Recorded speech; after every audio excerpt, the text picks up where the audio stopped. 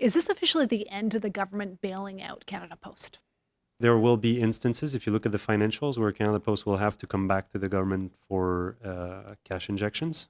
So no, but it's a clear message that it will not be, there are limits to our capacity to bail out Canada Post year after year. And we need to, it needs to show a path to financial viability. That's what we're clearly asking the corporation. So when was the last time you bought a stamp, Dan? It's been a while.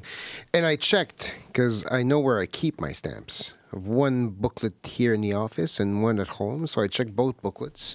About 5 or 6 years ago, I bought those booklets. And I remember because it's in the post office that's now closed. So I still have more than half of each booklet full. So that shows you 5, 6 years, probably half a dozen stamps that I've used. When was the last time, Jason, you checked your mailbox? I think sometime last week before the strike. I can't remember the day. It's been maybe a week or so. And we got the usual, charity solicitation. Flyers. Some flyers for fast food places I shouldn't probably eat at for my to fit my pants. Oh, and the guy I bought my house from, the real estate agent I bought my house from 8 years ago, still wants to send me stuff. To send, he's okay, and here's what he's up to. Do you get the calendar? I get a calendar for mine every year. Magazine, actually, with my realtor's face on the front. My recycling box gets our calendar. Listen, I have to admit, so I get home delivery still. I do get that little rush when the papers come through the slot, but it is always junk. Most of it, at least. As we just heard, Public Works Minister Joel Lightbound came down hard on Canada Post last week. The mail service is losing millions of dollars a day. It's steadily losing market share on package delivery, and people just aren't sending as many letters anymore. I'm Catherine Cullen, host of CBC's The House. I'm Daniel Thibeault, Radio-Canada's Ottawa Bureau Chief and host of our political show, Les Coulisses du Pouvoir. And I'm Jason Markusoff, producer and writer for CBC in Calgary. And together, we are House Party, a weekly podcast diving into the big burning questions driving the political conversation. This week, we're asking, what does Mark Carney's tough stance on Canada Post signal about what he'll keep or cut? Okay, so Canada Post is on strike for the second time in less than a year. It comes after the government revealed some pretty significant changes likely coming to the Crown Corporation. This is the possibility of ending home delivery across the country, closing some post offices. Canada Post on track to lose $1.5 billion this year, and the minister in charge says it's effectively insolvent. Dan, we were just joking about the last time we bought stamps, checked our mailboxes. I was surprised how engaging that conversation was. We were all pretty into it. Maybe it speaks to the fact that Canada Post is an institution in this country. And so that leaves us with the question of how significant the changes are that could be coming. They're significant when you look at, and most people look at Canada Post the same way today as they did 10, 15, 20 years ago, right? It's just a service that hasn't really evolved except for, more packages, more flyers, less letter mail. But it hasn't really changed in people's mind.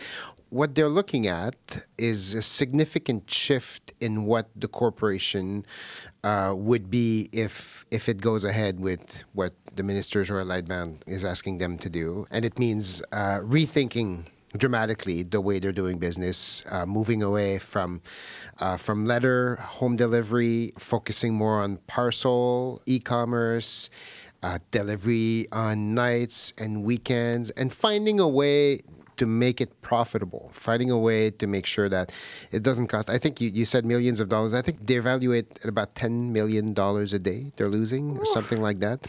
Now I don't feel so bad about how much I spend on latex every day. So it is a huge shift. It's a huge change. And it's interesting because it's something that the Liberals are pushing forward right now, but it's not the first time. The Conservatives did that, or tried that, I should say, 10 years ago.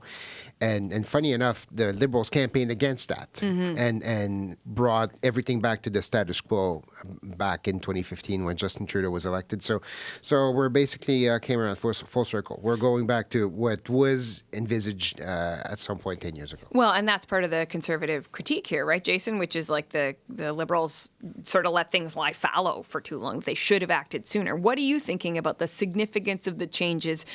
We should say the federal government is basically giving Canada Post, is it permission, incentive? I don't know quite what you would say, telling them to go ahead with. Well, it's telling them to go ahead with the report that Commissioner William Kaplan gave them back in May. And the Conservatives are having a really fun time saying, told you so. You guys beat us in 2015 because you were campaigning against the end of door-to-door delivery. That's one thing I want to kind of sidebar on. People are saying the end of home delivery. And when I heard that, having lived in apartments, condo buildings, and now a house with a suburban superbox, like for me, that is home delivery.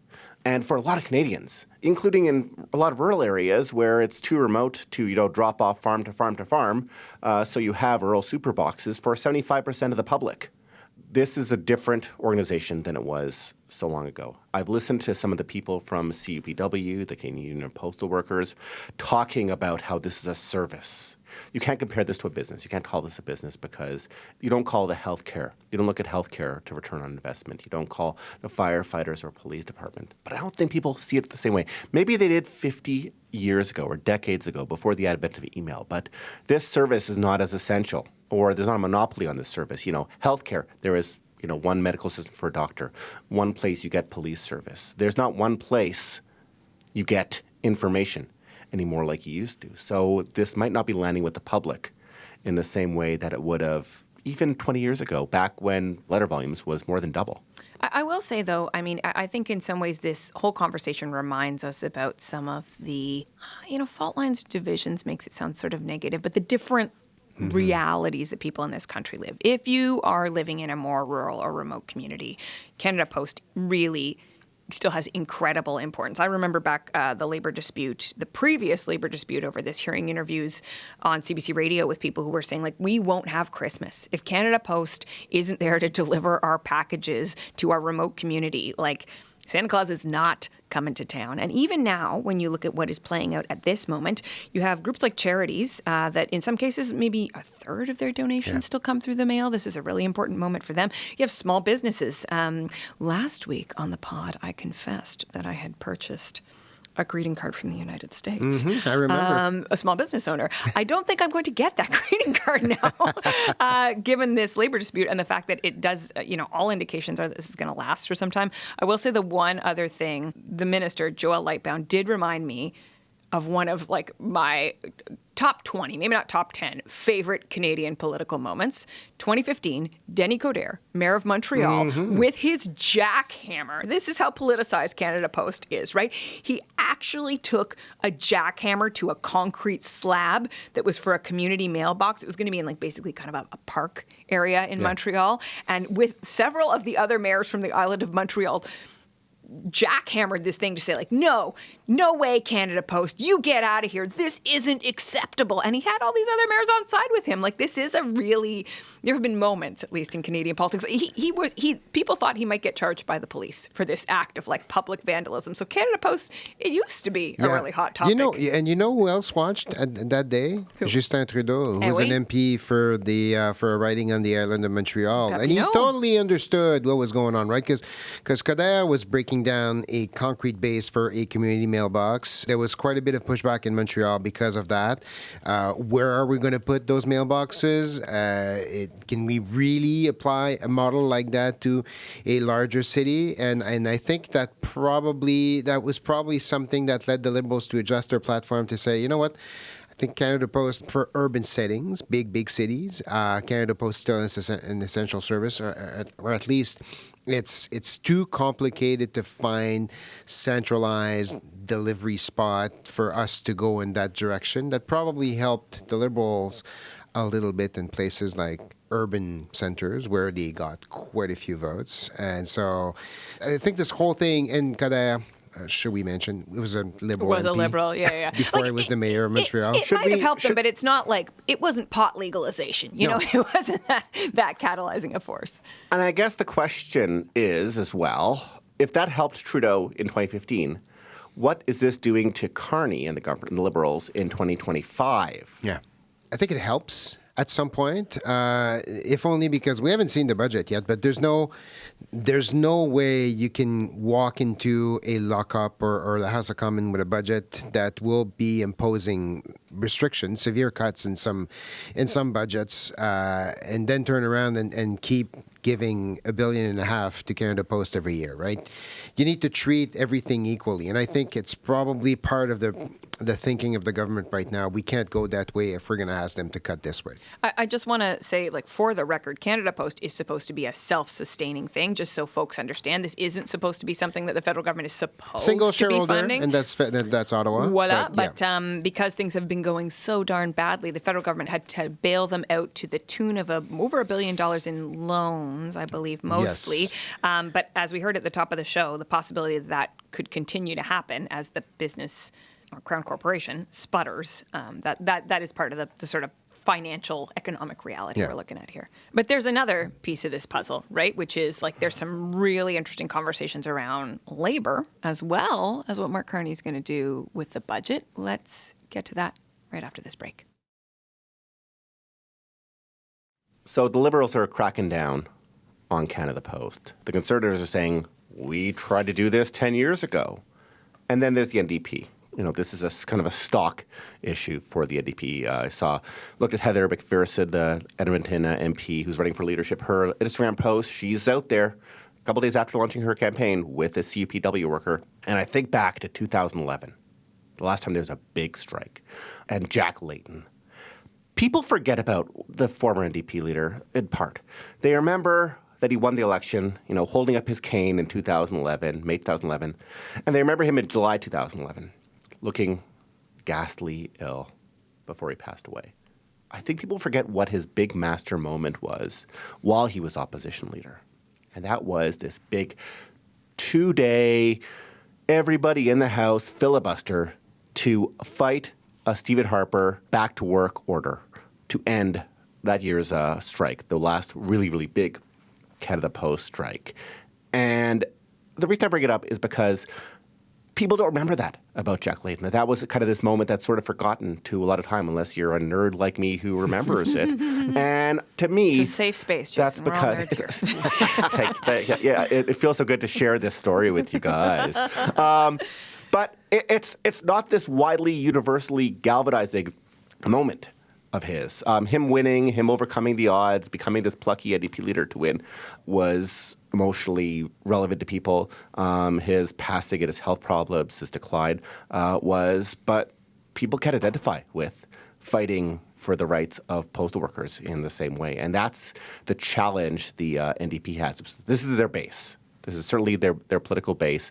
They cannot afford to not fight for Cup W. But are they going to gain any support with it? Not sure. Well, and it does speak to another interesting piece of this moment, which is Mark Carney's relationship with Labour. And I think we have to understand this as sort of a through line that started with Justin Trudeau, who basically forced quite a number of unions back to work.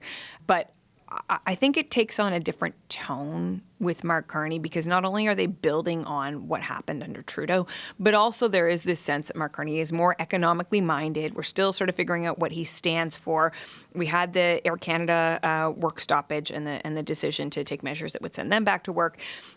You know, all of this is starting to tell a story about how Mark Carney is going to get along with unions. And thus far, what we're hearing from the unions is that they don't like that story very much. He's not focused on the union as He's much. He's not anti-labor He's not necessarily. anti-labor. Yeah. He's more of a, how do I get things done, and what gets in the way, or what can I do to make sure stuff doesn't get in the way? And I don't think that's a good way to put it. He's not anti-union, or at least he's not behaving or saying anything that would lead you to believe that he's anti-union, but he doesn't seem to like the idea of being bothered by those things, like the strike or Well, I think with Air Canada, and even with this, right, they're trying to show there's some tolerance, like they're willing to understand it up to a point until it becomes an economic problem. Yeah. Well, the problem with the strike, which is the big leverage tool that a union has in their back pocket, is that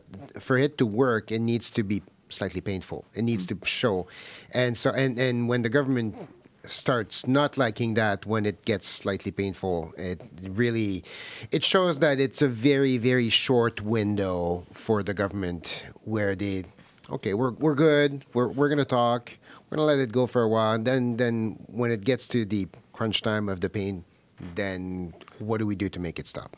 And let's not forget, too, Poilievre is also courting workers, trying to court labor, trying to kind of sort of eat the NDP's traditional lunch on this. But it seems like he's more courting private sector labor, much like Doug Ford is in Ontario, and not really going toward public sector unions. And workers over union leadership, too. Yes. I mean, like, less true. It's true with private sector. They are very happy to have endorsements from private sector union leadership. But really, fundamentally, the message is about workers versus unions. So to me, this Canada Post issue is super interesting on its own. I mean, we all have personal connection to Canada Post, some more, some less. But from a political standpoint, what I'm really curious about this is what Mark Carney, doing this thing that Trudeau refused 10 years ago, that the Conservatives had proposed to do, cracking down, ending door-to-door delivery, willingness to close rural mailboxes or rural post offices. What does that say about this upcoming budget? What does it say about how much more he's prepared to cut, what he's prepared to take the axe to? Cullen? I think people have to be pretty eyes wide open about some of the things that seem, in French you would say, incontournables. You can't quite get around them. For instance, so last week I went to the UK to cover Mark Carney's visit there, and one of the things we asked him about the traveling press corps was whether or not the decisions he's making in the upcoming budget would involve cuts to international development, right? Because you've seen U.S. pull out of USAID. You've seen the UK pull back on international development in order to better fund its military. And Mark Carney was sort of like, well, we'll get to the budget when we get to the budget. I'm not going to tell you what's in the budget now, but also we want to make sure that things are done very efficiently. So there's one, okay? International development. That's not a service to Canadians, but that's one thing that's coming. Indigenous services, right? Big chunk of the government budget. Mark Carney is trying to have positive relationships with Indigenous leadership and Indigenous peoples in this country. He gave a speech that I would suggest is actually quite worth listening to on the National Day of Truth and Reconciliation, saying, "We will not fail you." So how does that butt up against the possibility of significant cuts at Indigenous services? I think there are a number of things here. If Mark Carney's going to rein in spending, and it's not coming on these big ticket items like building homes, and it's not coming on military spending, it won't happen on individual things like people's employment insurance and whatnot. There's not a lot of space left. Like the cuts, they are coming, and Mark Carney is ready to have some tough conversations about this. It basically says that everything is on the table. Nothing no is sacred left. cows. Yeah. And everything is part of the thinking exercise that the government is conducting right now. That Aboriginal Affairs is one good example. The previous government was very, very generous in trying to fix that relationship that still needs to be fixed over the past 10 years. I think, and I listened to that speech on Truth and Reconciliation Day, and it was an excellent speech. It was a bit of I thought, striking because it was personal. He expressed like it was a personal personal commitment to reconciliation. But it doesn't mean that the same amount of money is going to be there at the end of the day. And I think that might be something that you want to keep an eye on. I think the center of the reflection basically is, what do I get out of this? Will that help me diversify my economy? Will that help me diversify my markets or protect myself with the military? And if it doesn't fall within those categories, I think you can't take anything for granted. Yeah. Jason? I think about Canada Post and how, it doesn't affect me in the same way because I already have a community mailbox. It'll affect some people very deeply. A lot of these cuts, Indigenous services, LGBTQ+, or women's groups, they don't affect me personally, a cis straight white guy, but they will affect some people. And so the political risk for Carney is this drip, drip, drip, drip, drip of all the people who were affected by various cuts to individual services. You can talk about trimming the fat, you can talk about cutting consultants, but at the end of the day, government spending tends to go to things people receive, services, projects making people's lives better in some direct or indirect way. So there is that political risk that he just is going to start losing various coalitions or various groups of people if he goes too far. Well, and just looping back around to Labour, too. I mean, during the election campaign, Carney said caps, not cuts, on government workers. It is very hard to see a path forward that does not involve cutting government workers, right? Like if you want to save money, a big cost for the government is just the human resources, the labor cost. It really feels like those cuts are coming, and so he will have violated what he said during the election. Undoubtedly, he will argue these are unprecedented times, Donald Trump, etc. But I think that, too, is just one more space, and you can already see some of the big public sector unions are pushing back. One more place where the tension with labor is also going to come about. The caps, not cuts is, I remember the 2011 campaign where the question was asked very specifically to Stephen Harper during a rally in Mississauga, because I was there, and he said the same thing, caps, not cuts, and we all saw what happened after that. So I think there's a way out of that if you justify it by it's a moment of dramatic importance and we need to save that money or move forwards in that direction. And but yeah, I think the writing's on the wall. I think it's going to be bigger than what people expected 6 months ago. The writing's on the wall. I don't know if the check is in the mail. Check's probably should not be. Would not be helpful if the check is in the mail. Somewhere in a post office. Listen, guys, always great talking to you. Thanks for this. Thank you. The mailbox of my heart is full. I'll both send you a little card.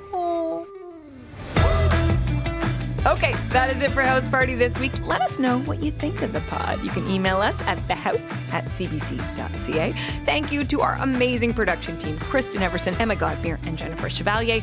Remember to catch my other show, The House, in this same podcast feed, landing every Saturday morning. House Party will be back next Wednesday with another big, burning political question.